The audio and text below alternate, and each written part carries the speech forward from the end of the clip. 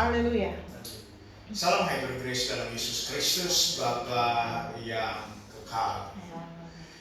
Ya, salam ini telah mulai populer di TikTok. Ya, orang-orang banyak yang sudah mulai tahu bahwa kalau masuk di roomnya beta itu harus didahului dengan salam hai bergrace dalam Yesus Kristus. Ya. Dan kata hypergrace ini tidak menjadi momok lagi, ya, karena kita menjelaskan. Memang awal-awalnya ada benturan, ada framing, ada bulian, ya. Tetapi ketika kita terus menjelaskan kebenarannya, ya, mulai perlahan-lahan diterima, ya. 3 hari lalu saya masuk ke room Islam khusus membahas ajaran kaidah Islam, ya. Topiknya filsafat keselamatan. Wow, keren ya. Itu di roomnya seorang calon haji, ya, dari Palu, ya, beliau teman baik dan sering masuk ke tempat saya, ya, nanti sebentar saya akan selingi. Oke, kita harus tetap memberitakan kebenaran. Ingat, jam kerja kita cuma 1 jam. Dengar baik-baik. Torang ini jam operasinya jam 5 sampai jam 6 sore. Selesai. Dunia semakin hari semakin tua. Problematika semakin kompleks. Apa yang dinubuatkan dalam Alkitab sudah semakin dekat dengan penggenapan seluruhnya. Ya, saya mulai menyadarkan gereja umumnya dan GPDI khususnya. Ya. Kenapa saya harus ngomong terang-terangan? Ya. Karena memang sudah ada banyak penyimpangan di dalam ajaran GPDI. Ya. Kita prihatin, ya. Ya, tetapi ya, kita juga tetap berdoa, ya, kita kasih tahu, ya, kita mengkritisi self correction untuk tubuh organisasi kita. Ya, saya melihat GPDI oknum-oknum ini selalu melakukan apa yang disebut skandalisme. Ya, banyak skandal, kebijatan moral oknum-oknum memalukan organisasi GPDI. Ya, moga-moga para pemimpin diberikan hikmat kebijaksanaan dalam permusyawaratan perwakilan. Ya. Ya, ini saatnya memang kita harus terbuka. Ya, plus minusnya Rocky Gerung. Rocky Gerung telah melepaskan edukasi kepada masyarakat umum Indonesia, dan memang Rocky Gerung dalam segala bentuk kontroversi ajarannya, ya, itu dia juga membawa perubahan besar-besaran dalam paradigma berpikir, ya. Dan semakin kasar Rocky Gerung, semakin kasar, semakin dielu-elukan. Gereja sampai hari ini terlalu melankolis, bahasanya lebay. Gereja anti kritik, apalagi autokritik di dalam gereja, tidak ada itu. Ya. Dan memang saatnya kita bangkit, ya, generasi pejuang kebenaran. Kita harus bersuara tegas, ya. Oke, kita, ya, nanti sebentar kalau saya tidak lupa saya akan selingi dengan kesaksian, atau akhir nanti saya akan selingi dengan kesaksian. Ada beberapa hal yang menarik, ya. Hari ini Yesus membatalkan Taurat. Banyak standar ganda yang lagi semarak di dalam gereja-gereja. Ya. Ngomongnya gereja ini Injil sepenuh, tetapi prakteknya Torah sepenuh.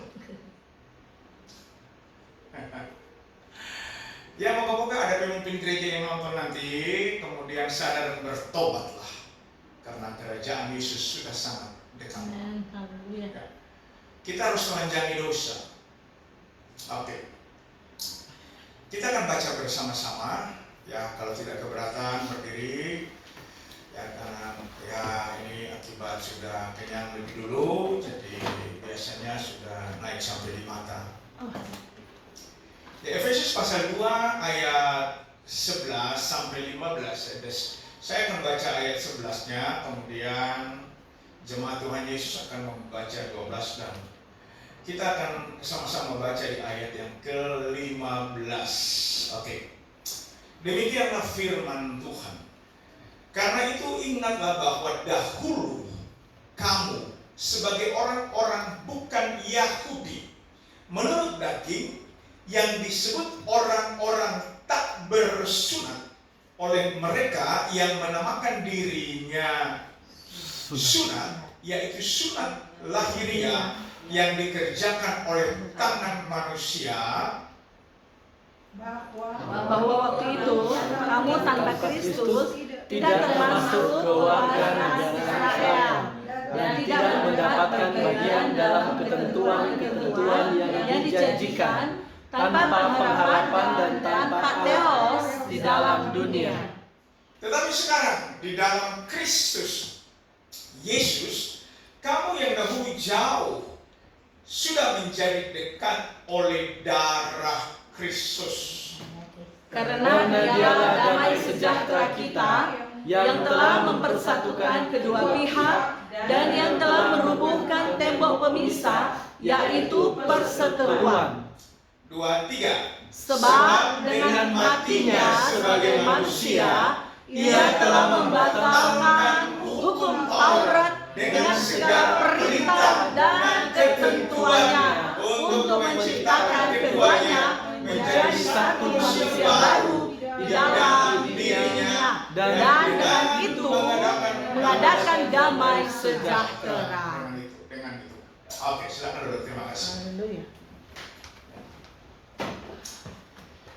Ini debat-debat kusiran tentang pemberlakuan Torah di dalam gereja itu sampai hari ini tetap marak di berbagai sesi-sesi diskusi, debat. Ya. Ada gereja dan masih banyak gereja, denom-denom gereja yang masih kekeh mempertahankan Torah, poin-poin Torahnya. Torah jumlahnya, isinya itu mitzvot, disebutkan sebagai mitzvot, aturannya itu ada berapa? Ya. Dengan jumlah larangan, ya,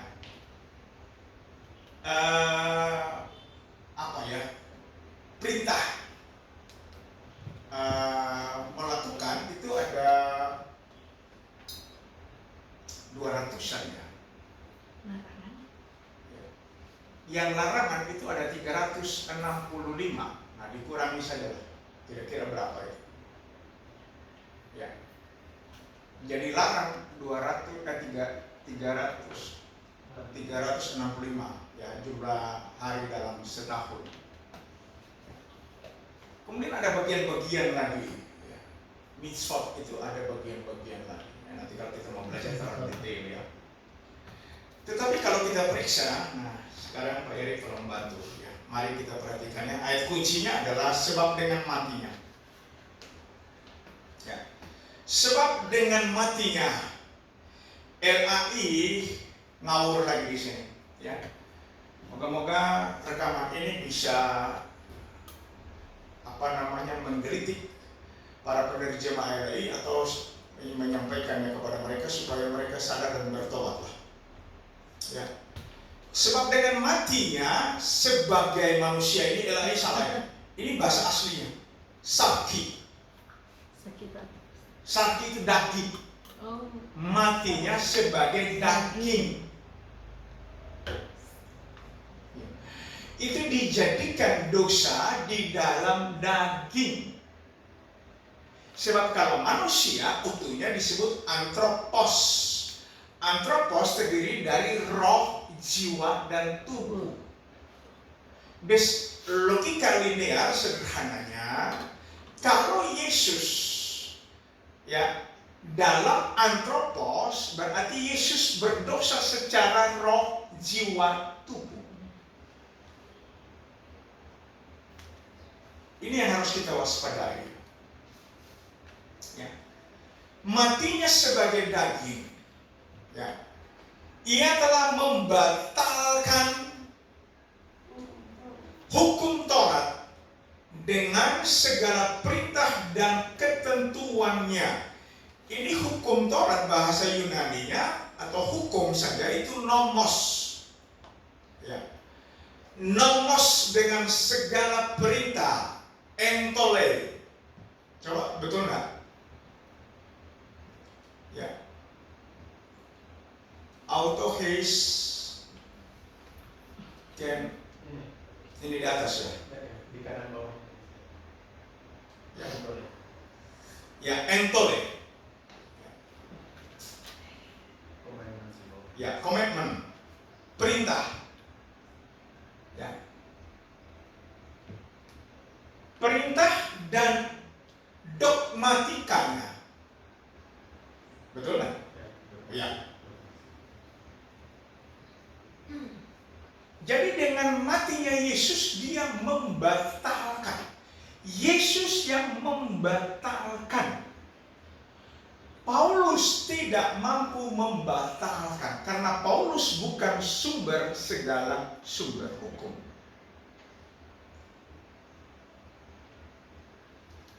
Ya, itu ada dikonfirmasi dicari saja Pak, saya sudah buka semuanya yang berhubungan dengan topik ini. Klik di atas ada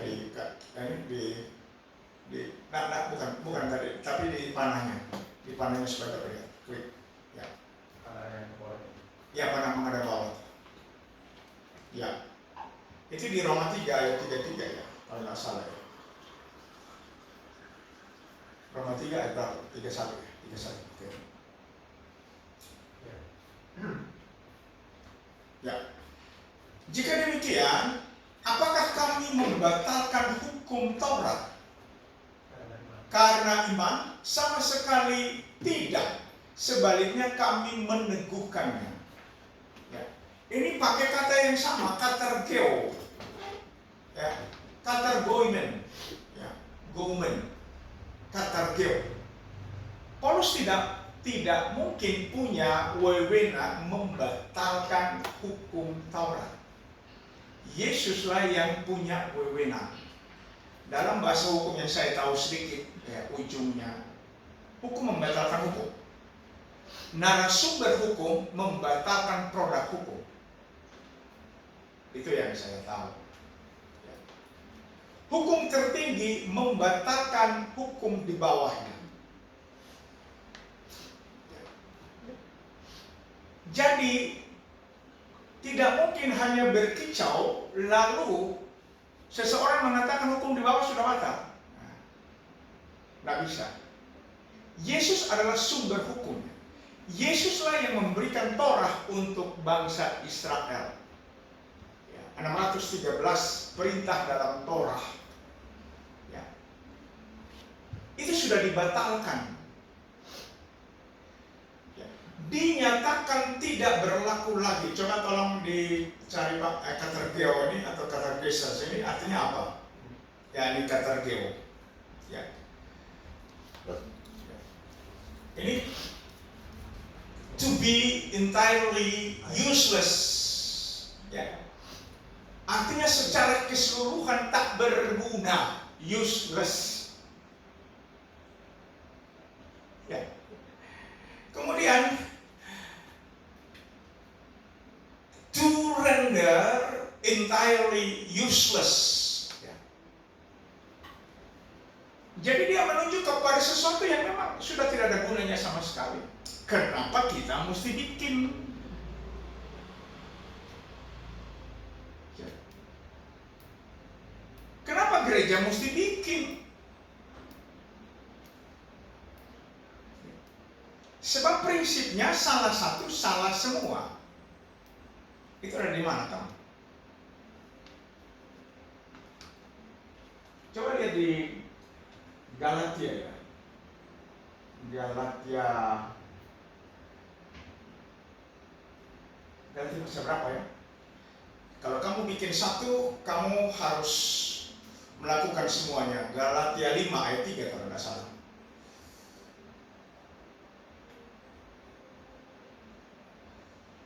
Ya. Mari kita baca 2-3. Sekali lagi aku katakan kepadamu, setiap orang yang menyunatkan dirinya bahwa ia wajib melakukan seluruh hukum Taurat. Jadi kita ganti saja menyunatkan diri. Sebab sekali lagi aku katakan kepada setiap orang yang memberi persepuluhan bahwa ia wajib melakukan seluruh Taurat.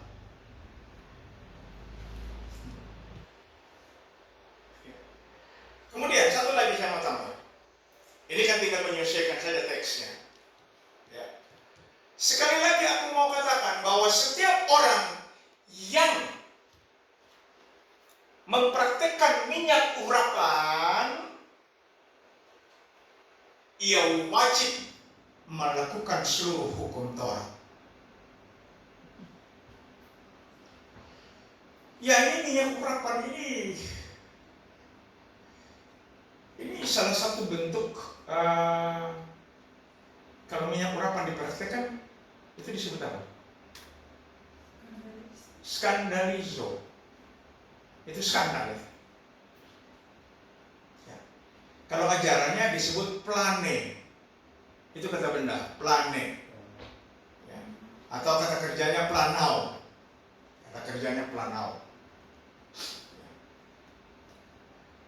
Ke bawah 4. Ya.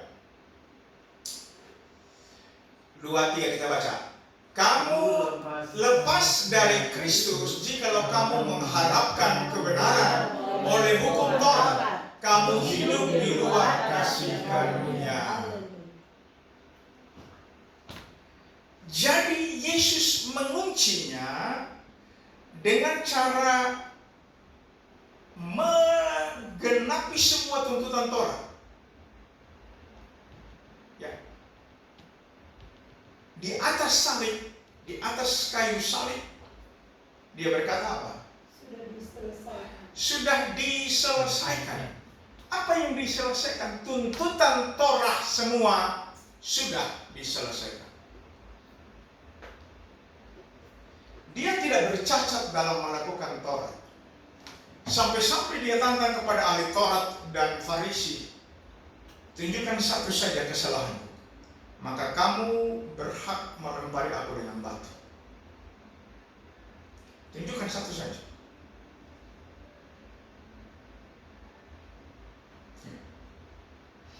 Nah, ini harus kita cermati dengan benar. Ya. Sudah diselesaikan. Ya. Itu dalam artian kalau lihat dari perspektif hukum Taurat, 613 Taurat itu sudah diselesaikan. Lalu gereja masih bolak-balik dengan aturan Taurat. Menurut John Calvin, itu ada 3 dimensi dalam Torah. Pernah tahu? 3 dimensi Torah. Jadi pertama dimensi moral. Ya. Kasihilah Tuhan dan seterusnya. Itu ada 4 poin. Ya. hubungan vertikal. Lalu jangan. Lalu ada dimensi upacara keagamaan. Ya, orang-orang Yahudi begitu taat memperingati hari-hari istimewa mereka, hari-hari keagamaan mereka. Yang ketiga adalah dimensi sipil. Ya, itu semua aturan-aturan yang antara lain itu persepuluhan di dalam, wajib pajak di dalam. Ya. Itu dimensi sipil. Itu sudah dibatalkan. Semua-muanya dibatalkan. Kemarin waktu kita bahas ini di TikTok, ada yang masuk dan protes. Memang kalau upacara keagamaan dan sipil itu sudah dibatalkan. Ya, tetapi moral itu tidak. Nah, kalau moral dibatalkan berarti membunuh boleh. Nah, bacalah kebenaran sejauh mungkin. Jangan cuma terputiar-putiar. Yesus cuma rangkum 2 kan? Betul? Itu di mana itu dia? Matius. Ya. Kira-kira di mana itu? Kasihilah Tuhan Theosmu dengan segenap kekuatanmu, segenap akal budimu, segenap hatimu. Itulah hukum yang pertama yang terutama. Tolong dicari Pak ya, atau ada yang bisa membuka. Kasihilah Tuhan, terjemahan lain Allahmu. Ya, kasihilah Tuhan Allahmu. Di mana dia? Matius 22 ayat 37. Ya, Matius 22 ayat 37. 22 ayat 37. Silakan Pak. Matius 22. Ya, jawab Yesus kepadanya, kasihilah Tuhan Allahmu dengan segenap hatimu dan dengan segenap jiwamu dan dengan segenap akal budimu. Ya, dan ada yang lain lagi bilang, nah ini ada Lukas ini sudah jelas. Lukas berapa? Dengarlah hai orang Israel. Ya. Kasihilah Tuhan Allahmu dengan segenap hatimu, dengan segenap jiwamu dan dengan segenap kekuatanmu dan dengan segenap akal budimu. Tangkis Jo. Ya. Lalu dibawa dan kasihilah sesamamu manusia seperti dirimu sendiri. Jadi cara menalarnya begini. Kalau kita aktif mengasihi Tuhan Yesus Kristus dengan segenap hati, segenap jiwa, ini akal budi ya di dalamnya, dengan segenap kekuatan, dengan segenap akal budimu. Perlu larang lagi, so, jangan menyembah patung, jangan menyembah ilah lain, perlu lagi so. Tidak. Auto. Tidak. Ya. Kecuali memang lagi jongkok. Tuhan. Jadi Yesus membuat larangan-larangan di dalam Torah itu menjadi kalimat aktif. Cuma ada 2 poin utama. Kasih secara vertikal dan kasih secara horizontal. Horizontal. Selesai. Ya. Tidak ada diagonal. Mau apa lagi yang mau dijelaskan? Apa lagi yang mau dilarang-larang?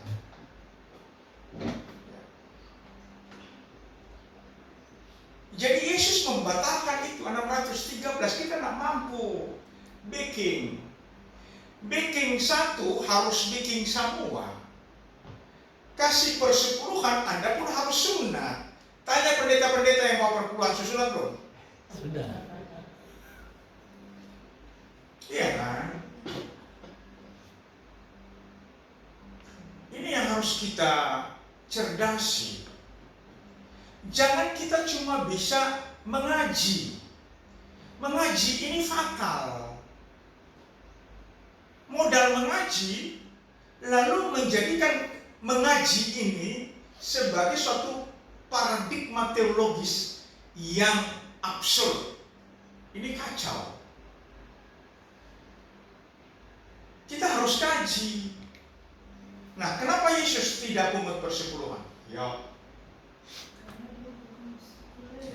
Itu Alkitab menjawab, dia bukan suku Lewi.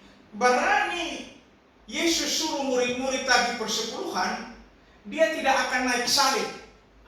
Dia sudah mati fruk-fruk. Surajam batu, dirajam batu.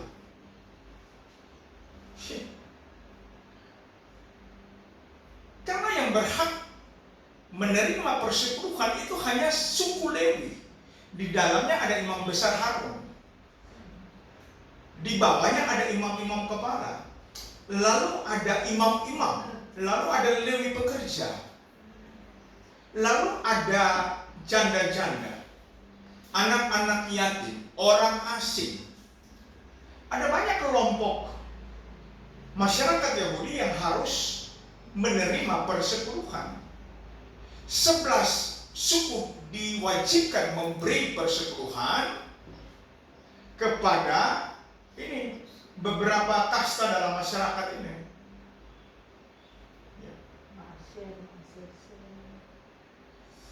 Nah, mari kita baca ya, supaya kita kupas satu persatu ya.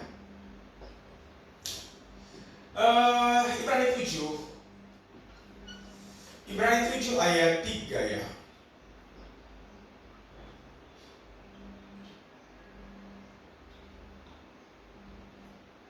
Ya, ayat 4 berarti.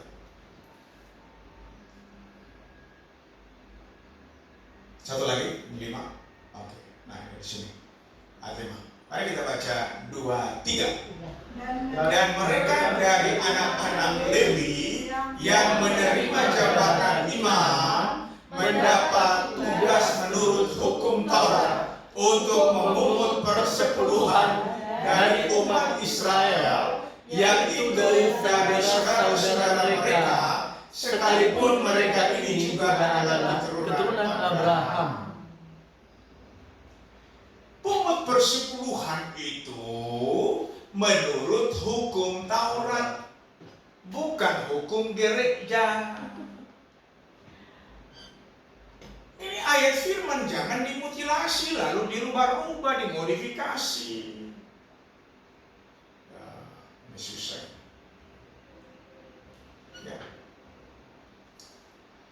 Nah, kalau kita baca di ini asal mulanya yang bilangan 18 ayat 21, cobanya ditunjuk saja Pak supaya kita bisa baca ya. Ya ini mengenai Bani Lewi sesungguhnya aku berikan kepada mereka segala persembahan persepuluhan di antara orang Israel sebagai, tolong baca, milik pusakanya untuk membalas pekerjaan yang dilakukan mereka, pekerjaan pada kemah pertemuan, bukan pekerjaan pada gedung gereja.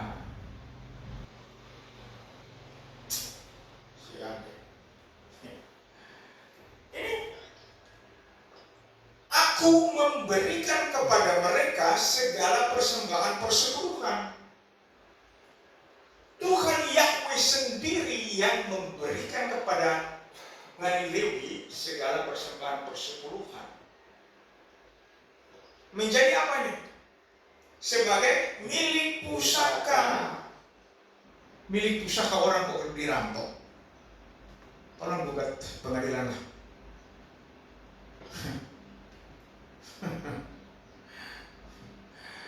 Bacalah Alkitab dengan benar gitu. Ya. Mereka ambilnya Maleakhi 3 ayat 10, buang yang lain-lain. Itu saya sangat ya kesiannya. Memang penipuan ini sudah merajalela. Di dalam gereja praktik penipuan dilakukan dari atas mimbar. Itu nipu itu. Tidak baca dari ayat 6 surat Maleakhi itu kepada Bani Yakub, bukan Bani Minahasa, nggak ada itu. Dimutilasi lalu diganti-ganti seenak-enaknya.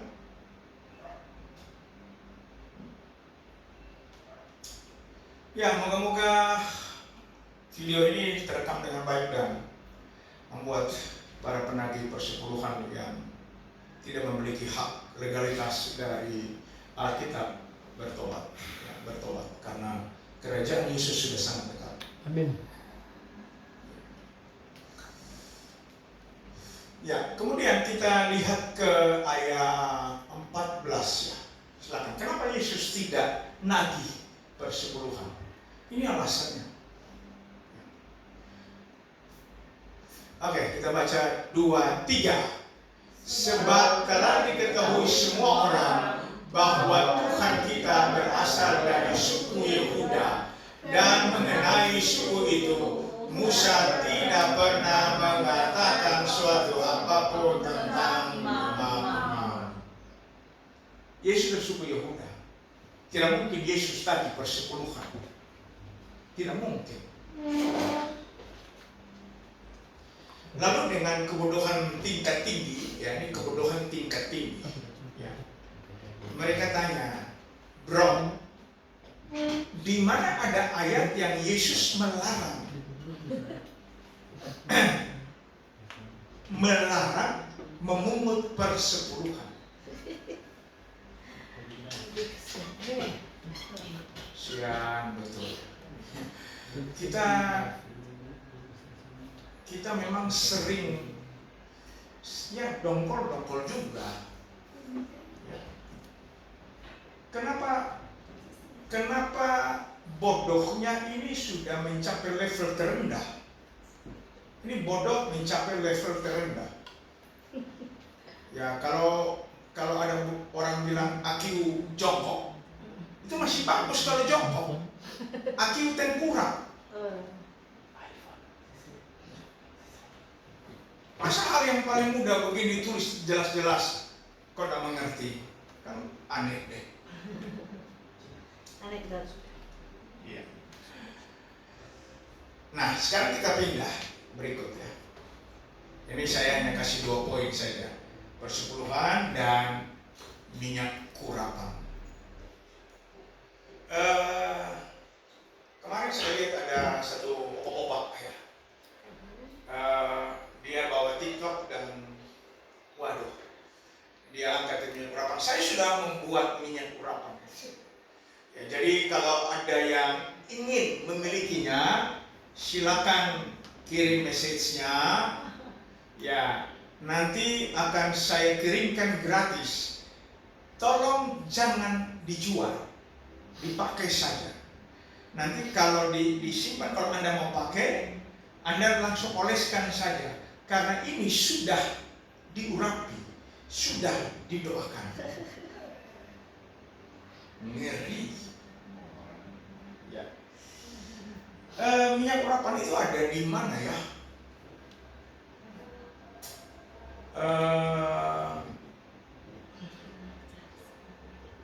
Ulangan 30 kalau tidak salah ya. Ulangan 30 ayat 21 sampai 33. Coba tolong. Ya, tolong bantu dicarilah kalau saya salah ingat ya. Ulangan betul ya, atau keluaran. Sebentar ya. Kayaknya ada keluaran 30. Ayat 23, 22 ya. 22. Ya, 22 dimulainya. 22. Ulangan 30 ayat 22. Ya, ulangan 30 ayat 22. Ulangan 30 enggak ada 22. Ya, 22 ini mulai 22. Mulainya 22. Ini 22. Ya. Itu ya. Beginilah firman Tuhan kepada Musa, ayat 23. Nah, mari kita baca. 2-3. Ambillah rempah-rempah pilihan, mur, tetesan 500 shikal, dan kayu manis yang harum setengah dari itu, yakni 250 shikal, dan tebu yang baik 250 shikal, dan kayu teja 500 shikal, ditimbang menurut shikal kudus, dan minyak zaitun 1 hin. Lalu 23. Haruslah kau buat semuanya itu menjadi minyak urapan yang kudus, suatu campuran rempah-rempah yang dicampur dengan cermat, seperti buatan seorang tukang campur rempah-rempah. Itulah yang harus menjadi minyak urapan yang kudus. 23. Seharuslah engkau mengurapi dengan itu kemah pertemuan dan tabut hukum dengan segala perkakasnya, kandil dengan perkakasnya, dan mezbah pembakaran ukupan, mezbah korban bakaran dengan segala perkakasnya, bejana pembasuhan dengan segala alasnya. Seharuslah kau kuduskan semua itu sehingga menjadi maha kudus. Setiap orang yang kena kepadanya akan menjadi kudus. Sekarang orang pakai ini minyak bimoli, lalu sebut minyak kudus, apa minyak urapan, ya. Orang beli oto baru, ya toh, siram-siram dengan minyak, siram-siram. Kasih dia berjalan di panas matahari, biar akan dia. Yang letak kupas semua, letak semua itu, cek. Ini aturan dari mana? Mau masuk rumah baru, oles minyak urapan. Itu dia polos bilang, Mr. D bilang, sapu bro, bagai kita kok takut itu, betul itu. Jadi sekajo, lapco, pakai minyak bimoli, disebut minyak urapan. Ini kan ngaco. Umatku binasa karena Rocky Gerung bilang dumu.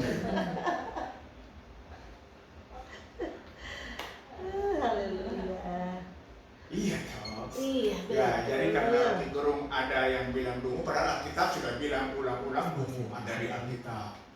Ya, ini dipopulerkan oleh Rocky Gerung, ya sudah kita ikut saja numpang populer, mumpung. Ya kan? Jadi yang diurapi adalah tempat ibadah, perabot di dalam. Jadi kalau Ibu Riri duduk di situ, itu jadi kudus. Ibu Riri jadi kudus karena terimpartasi tempat duduknya yang kudus sudah dioles dengan minyak urapan. Ya, Ibu Jen yang ada di belakang sana juga duduk di situ kudus.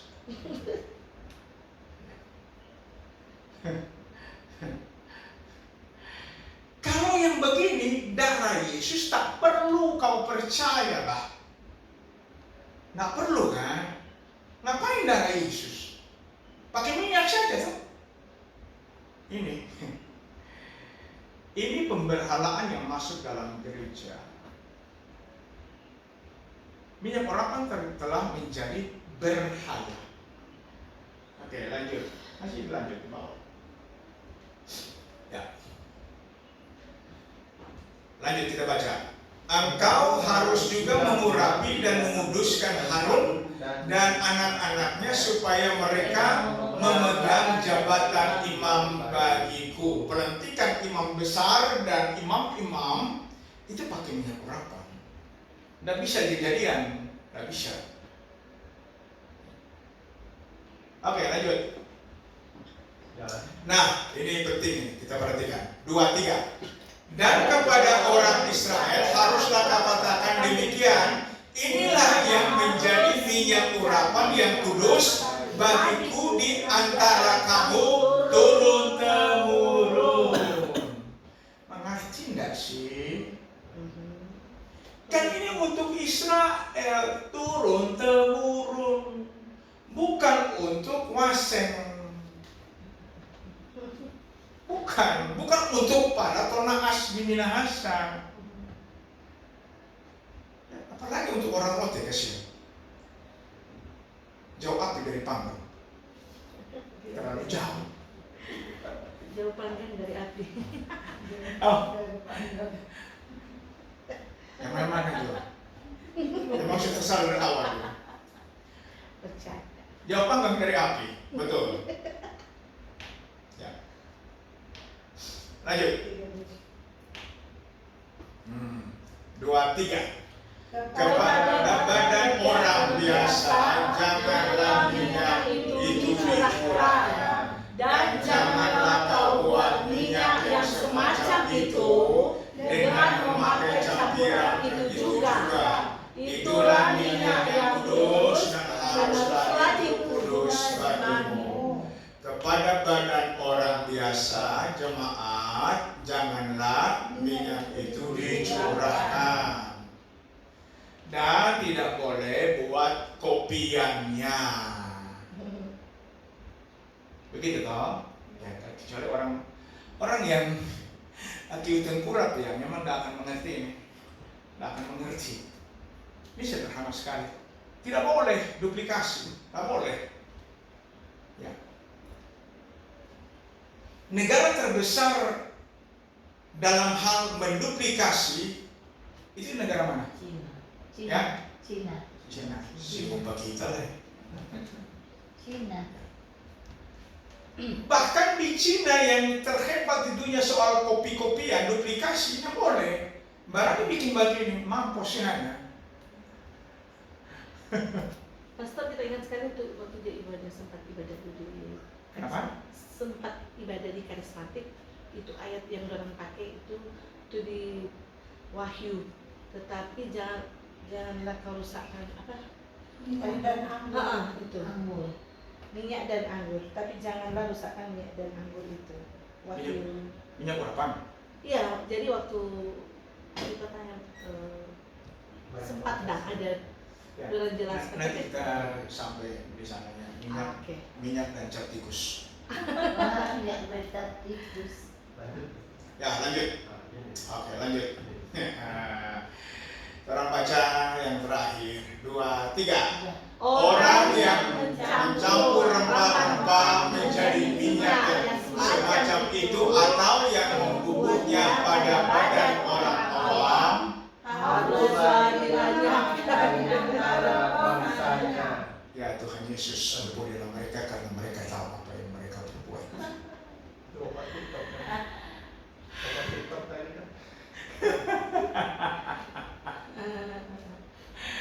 Ini haruslah dilenyapkan orang yang membuatnya itu. Nggak boleh duplikasi, nggak boleh. Ini aturan firman. Jangan ganggu gugat.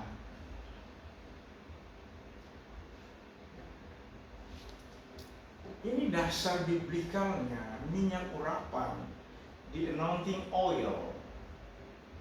Ya. Ini ada bahan bakunya, ada resepnya.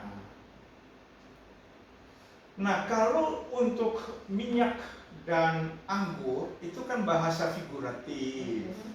Apa itu? Nah, kalau minyak dan anggur itu apa? Minyak itu apa? Tolong mereka jelaskan nggak? Itu kan figuratif, penglihatan itu. Enggak sih? Ya. Anggur sukacitanya. Minumnya. Anggur sukacita kan? Ya. Makanya itu minum sampai teler cap tikus sukacita lupa dong. Kamu. Anggur sukacita. Betul dong? Orang yang malas baca rita, wowo, coba kalau minum itu air kata-kata. Ya. Jadi tidak usah ajar Pak kita mabok, karena kita sabuk hitam di mabok. Ya. Sabuk hitam, yang orang dua ini ada di sebelah. Jadi kalau mau bilang air kata-kata, ya no. Iya, di mana tuh? Ayat coba. Itu apa? Tapi mau baca itu ayat Wahyu berapa? Kamu tuh tadi Wahyu 6 Wahyu 6 ayat ayat 6. 6. Nah, tolong baca. Dan aku mendengar seperti ada suara di tengah-tengah keempat makhluk itu berkata, secupak gandum sedinar dan 3 cupak jelai sedinar, tetapi janganlah rusakkan minyak dan anggur itu. Iya. Dan lalu kalau minyak, bilang minyak urapan. Ya, para penyesat ini memang mereka penyesatan mereka itu hanya laku laris manis kalau jemaatnya bobo. Sungguh. Betul toh? Laku itu laris manis itu kalau jemaatnya amin. Ya, amin. Haleluya. Ya. Itu laku itu. Laku. Tapi kalau jemaat di Christ Ambassadors, orang seraf pangko. Coba itu datang di sini. Ini ada pas seraf.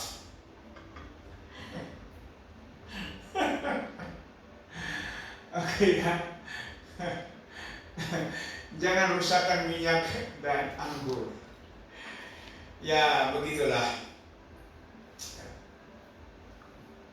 Jadi memang Alkitab mengatakan semuanya sudah dibatalkan oleh Yesus Kristus. Sudah tidak boleh berlaku lagi. Jemaat di Galatia kalau belajar latar belakang penulisan surat Paulus kepada jemaat di Galatia, itu kenapa? Orang-orang Kristen yang asal Yahudi yang baru bertobat masih terbawa dengan tradisi Yahudi, memaksakan pemberlakuan Torah dalam jemaat di Galatia. Harus dilakukan oleh orang-orang Kristen non-Yahudi. Itu yang Paulus sakit kepala, puyeng pala Paulus, pala Ber.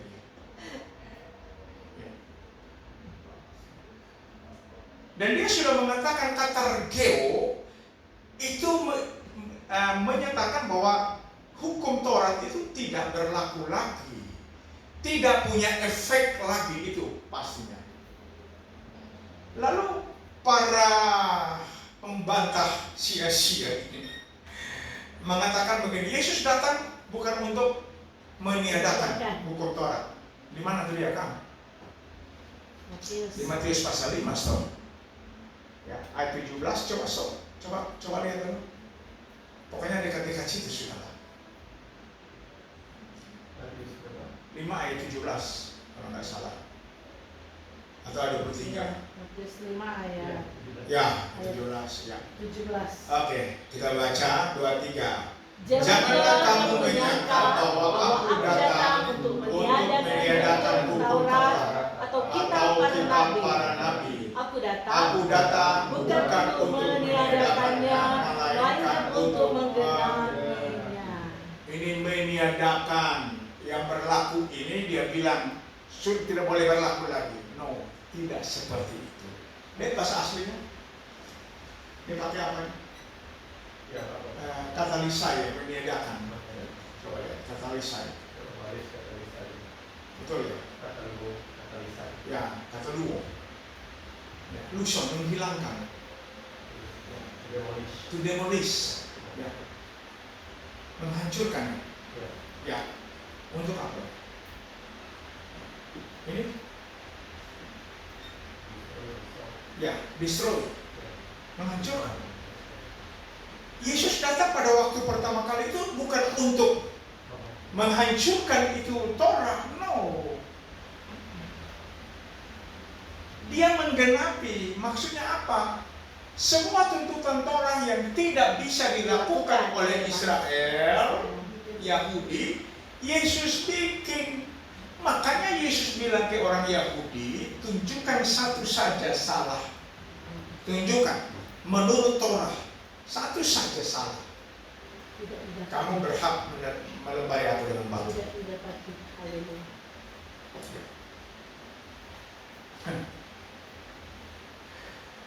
Ya. Ini mereka punya ayat andalan untuk mengokohkan malpraktek di dalam gereja.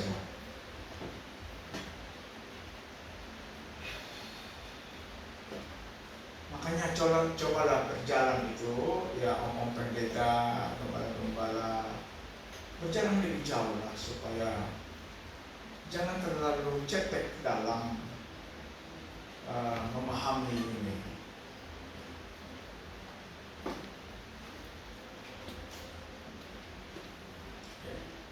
Nah, ini karena aku berkata kepadamu, ayat 16 ya, 18 sorry.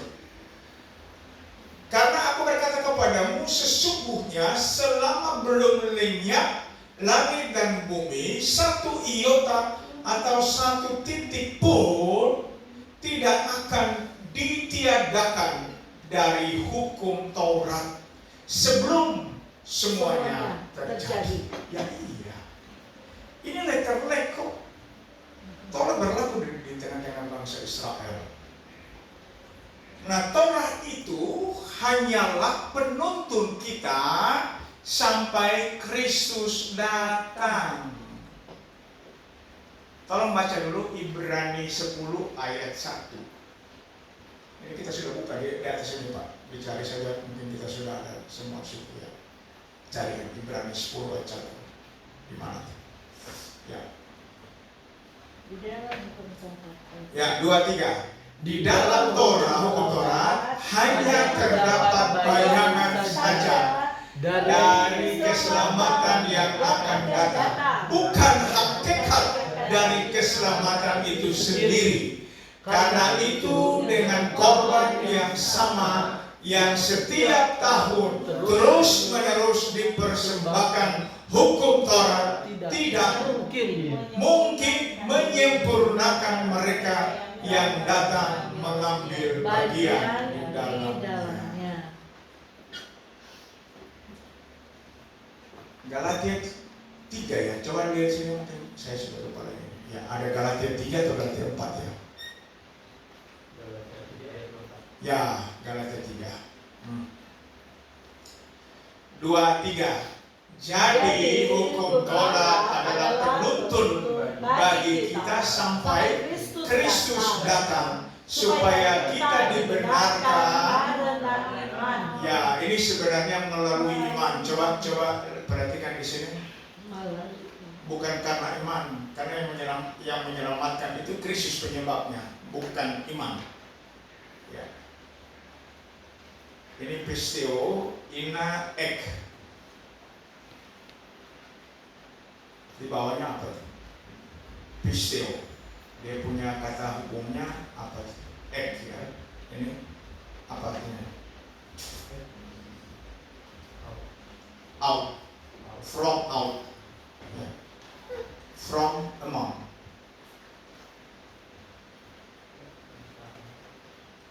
Ini karenanya di mana ya?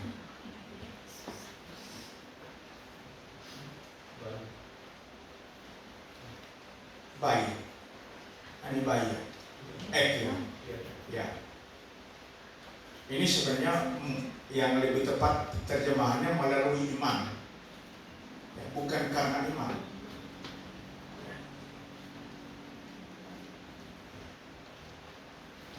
Ya. Dibenarkan melalui iman. Throughout atau through.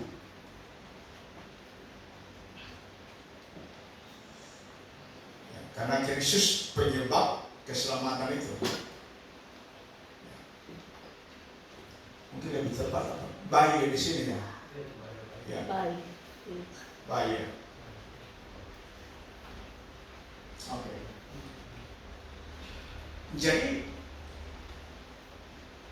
Torah ini hanya penuntun. Ayat 25 coba naik. Ada yang dijelaskan di bawah. Sekarang 2, 3. Sekarang iman itu telah datang. Karena itu kita tidak berada lagi di bawah pengawasan penuntun. Penuntun itu apa? Ya, penuntun itu Torah. Kita tidak ada di bawah penuntun. Di bawah Sudah, pengawasan. penuntun punya tugas sudah selesai. Kan Yesus sudah datang.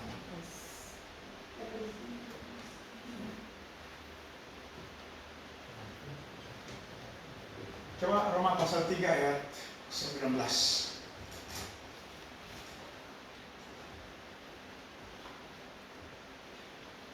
Ya, begitulah ya. Roma 3 ayat 19.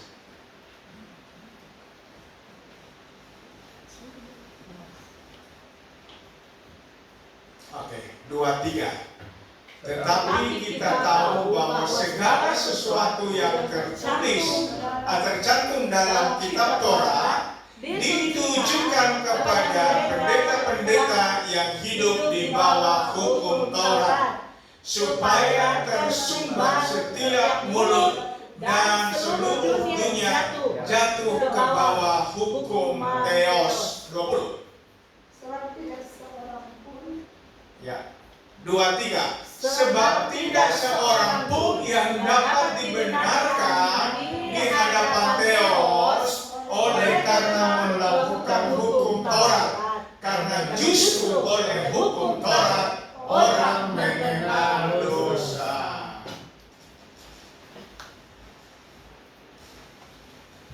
Tangkis ya. Tangkis ya.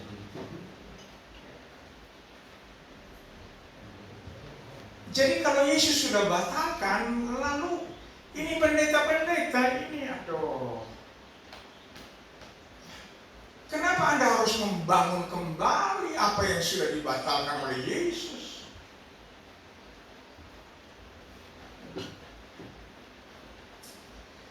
Ya, moga-moga ya kita juga tolong, kalau ya jemaat Tuhan Yesus berdoa, tolong bawalah pendeta-pendeta ya, yang masih semi permanen.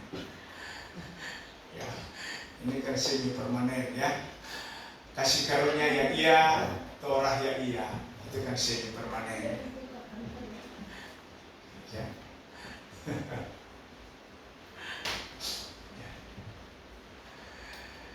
Oke, ya, jadi kita hari ini belajar bahwa Yesus membatalkan hukum Taurat di dalam gereja.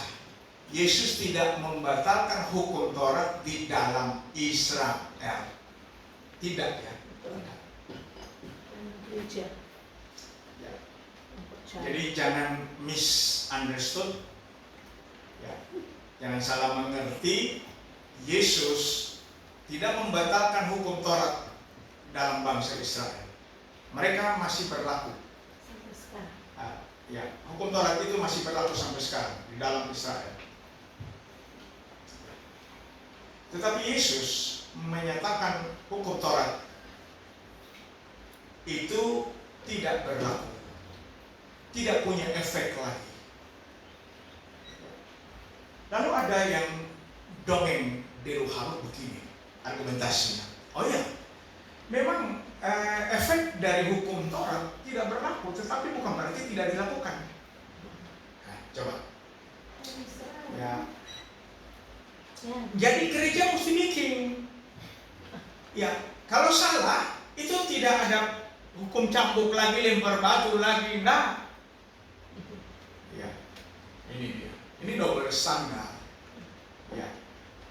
Lalu mereka menyebut jemaat itu adalah Israel rohani.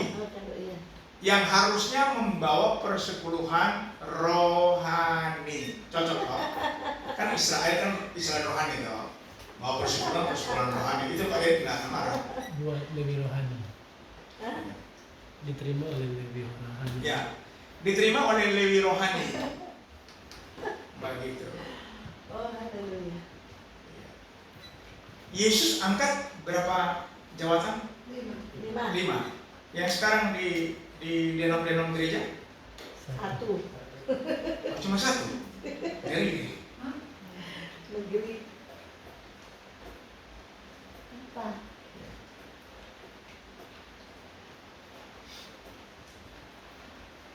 Masakan gembala yang baru, masakan gembala yang komando, guru dan penginjil dan guru. Mari kita sebelum saya kunci ya, selesai sudah. Efesus 4 ayat 11 bro. Kita mesti ulang-ulang ini supaya kalau ada orang luar yang tanya, kasih tahu telah terjadi kudeta jawatan. Ya. Apa ini maksud kudeta jawatan? Iya, ada 5, lalu 2 dipensiunkan dini, ya, dengan honor tidak ada. Ya. Kemudian 1 men-take over kepemimpinan. Nah, mari kita lihat.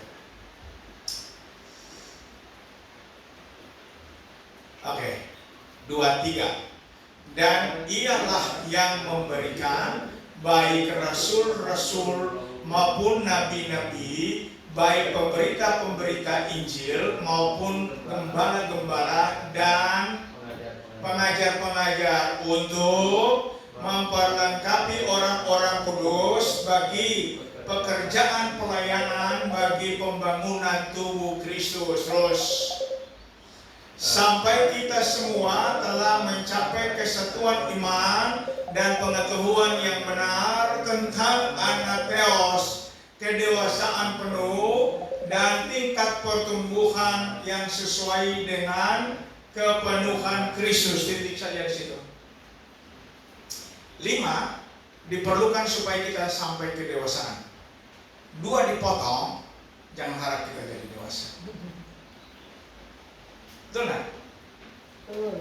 Karena ini syaratnya ini 5, jangan potong. Lalu kapan Alkitab mengatakan dipimpin oleh jawatan gembala? Kapan? Nah, ada itu. Gembala angkat guru, gembala angkat penginjil, gembala juga memecat penginjil, gembala bisa memecat guru. Karena otoritas kekuasaan organisasi ada di tangan gembala. Ini kudeta jawatan ini. Ya. Jadi lihat saja, nubuatan palsu bergentayangan, nabi palsu bergentayangan, ya tak? Penglihatan palsu itu bergentayangan. Ya. Siapa yang uji ini? Nabi asli sudah ada dalam suspension. Ya, sudah jadi emeritus. Betul kan? Gereja dibangun di atas dasar rasul dan nabi. Baca Efesus 2 ayat 20.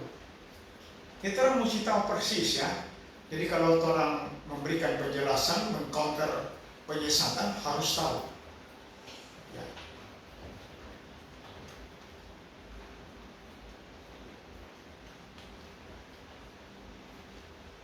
Ya.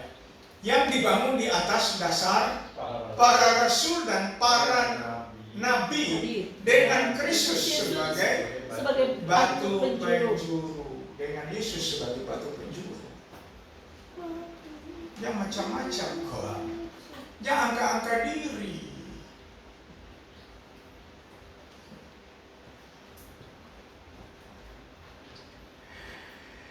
Oke, moga-moga kita memiliki pengetahuan yang benar ya tentang Yesus Kristus ya. Ketika kita dianugerahkan pengertian, kita juga diberikan tanggung jawab yang lebih besar untuk melakukan apologet. Ya, apologet itu artinya membela kebenaran Alkitabiah. Kita tidak perlu membela Yesus ya, tidak perlu membela Yesus. Ya, karena Dialah yang membela kita. Dia memberikan hikmat kepada kita. Ya. Tetapi kita perlu membela iman kita. Nah, orang-orang yang memberikan pembelaan iman itu disebut apologis. Ya. Apologis. Oke, Tuhan memberkati dan